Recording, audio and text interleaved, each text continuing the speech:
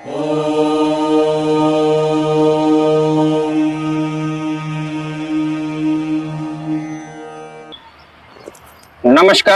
साथियों, मैं दर्शन सिंह। आज बात करेंगे ऐसे एक विशेष टॉपिक को लेकर जो सही भी है और गलत भी है, लेकिन जिसके साथ होता है तो वही व्यक्ति समझ पाता है कि आखिर उसका कितना बड़ा नुकसान हो गया। ऐसा ही हमें कॉल आया हमारे जो सब्सक्राइबर कह सकते हैं या मिलने वाले कह सकते हैं।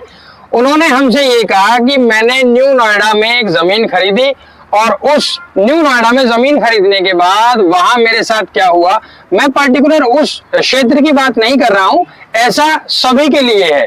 जब भी हम कभी निवेश करते हैं तो निवेश करने से पहले हम ये बारीकियां ज्यादा अंदर तक नहीं देखते। हो सकता है उसी के कारण हमें ये नुकसान होते हो। तो उन्होंने हमें बताया कि वहां मैंने एक जमीन खरीदी और एक बड़ी जमीन से छोटा टुकड़ा खरीदा, लेकिन अब उसमें मेरे साथ क्या हो रहा है कि जमीन की मैंने रजिस्ट्री कराई और दाखिल खारिज भी करा लिया।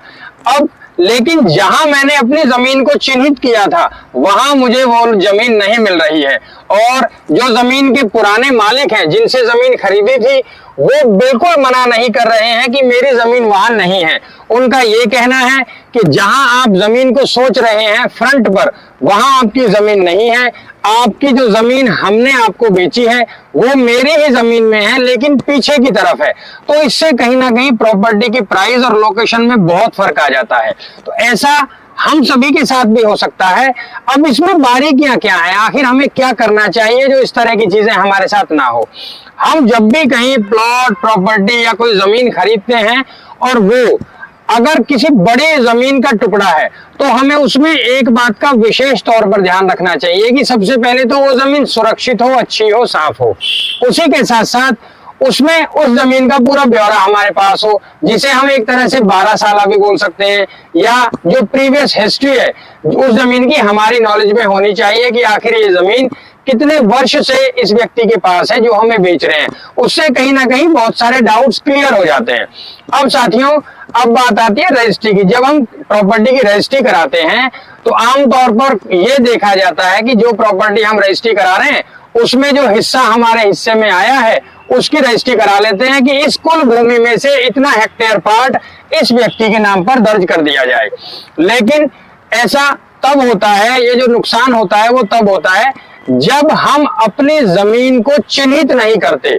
हमें क्या करना चाहिए कि यदि हम किसी बड़ी जमीन से छोटा टुकड़ा खरीद रहे हैं या कहीं किसी बड़े प्लॉट से छोटा प्लॉट खरीद रहे हैं तो रजिस्ट्री में हमें ये सुनिश्चित और बिल्कुल क्लियर लिखवा देना चाहिए कि हमारी जमीन इस लोकेशन पर स्थित है, यहाँ इस जगह स्थित है, इसके लेफ्ट में ये चीज है, फ्रंट में ये चीज है और इस दिशा में ये चीज है।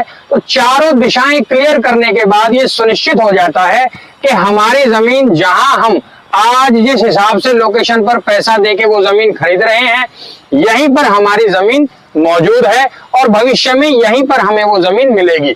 तो ऐसा तब होता है जब हम थोड़े से एक्टिव रहते हैं और अपनी जो रजिस्ट्री कराने का प्रोसीजर है हर चीजों को अपनी नजर के अनुसार देखते, पढ़ते और समझते रहते हैं। तो आप सभी इस बात पर विशेष ध्यान रखें कि जब भी रजिस्ट्री कराएं या कोई प्लॉट या प्रॉपर्टी खरीदें उसमें उसकी दिशा खुलाना बहुत जरूरी है। आमतौर पर इसको देखा जाता है दिशा के रूप में। यदि आप कोई प्रॉपर्टी खरीदते हैं तो उसकी चारों ही तरफ की दिशा में ये बोल दिया जाता है कि उत्तर दिशा में ये चीज स्थित है, पश्चिम दिशा में ये है और पूर्व दिशा में ये है और दक्षिण में ये है। चारों ही दिशाएं आपकी प्रॉपर्टी की बिल्कुल क्लियर तरीके से रजिस्ट्री में खोल दी जाती है, जिसके आधार पर यह सुनिश्चित हो जाता है कि आपकी प्रॉपर्टी यहाँ इस जगह पर स्थित है और भविष्य में यहीं आपको वो डेवलप करनी है।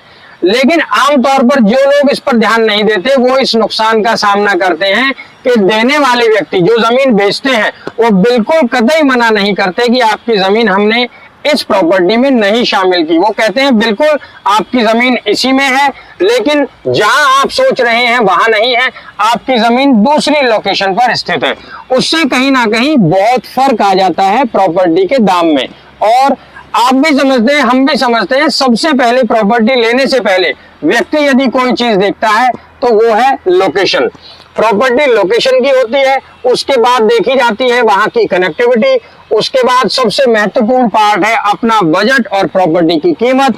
तो ये 2-4 चीजें बहुत जरूरी होती हैं, साथ ही साथ डॉक्यूमेंट्स को ध्यान से देखना, उनकी वेरिफिकेशन। तो ये तमाम चीजों का मिश्रण ही आपको सही निवेश करने में सहायक होगा।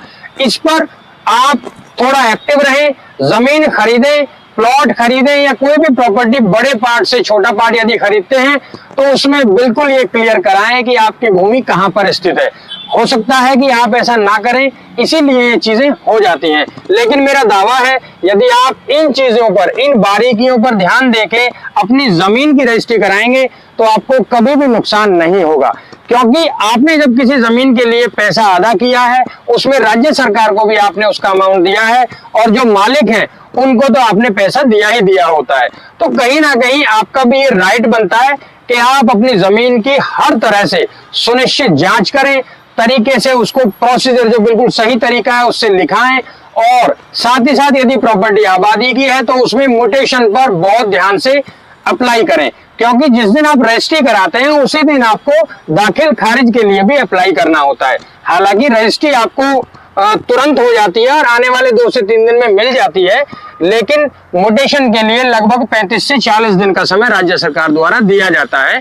उसी के अंदर आपकी म्यूटेशन होती है, क्योंकि म्यूटेशन चढ़ने से पहले वहां जो उस क्षेत्र के पटवारी जी हैं और तहसीलदार साहब हैं उनकी रिपोर्ट कहीं ना कहीं लगने के बाद ये सुनिश्चित हो पाता है कि प्रॉपर्टी बिल्कुल सही है और साफ है, उसके बाद ही आपका म्यूटेशन चढ़ पाता है।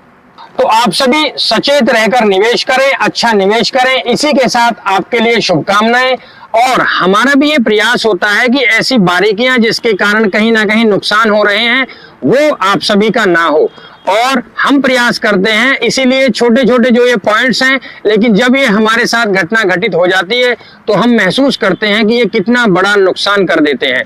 तो छोटे पॉइंट्स हैं लेकिन नुकसान बड़ा करते हैं, तो आपको सचेत रहने की आवश्यकता है। आप सभी के लिए शुभकामनाएं। निवेश करें, अच्छा निवेश करें, अच्छी एप्रिसिएशन कमाएं, और यदि ये चाहते हैं कि हम इसमें आपके लिए सहायक हों तो जिला गौतम बुद्ध नगर में जो तीनों ही अथॉरिटीज हैं, नोएडा, ग्रेटर नोएडा और यमुना, यहाँ इस क्षेत्र में आबादी के प्लॉट, कृषि भूमि या कोई भी सेक्टर की प्लॉट की यदि प्रॉपर्टी में निवेश करना चाहते हैं तो एक बार सेवा का मौका जरूर दीजिएगा। इसी के साथ नमस्कार।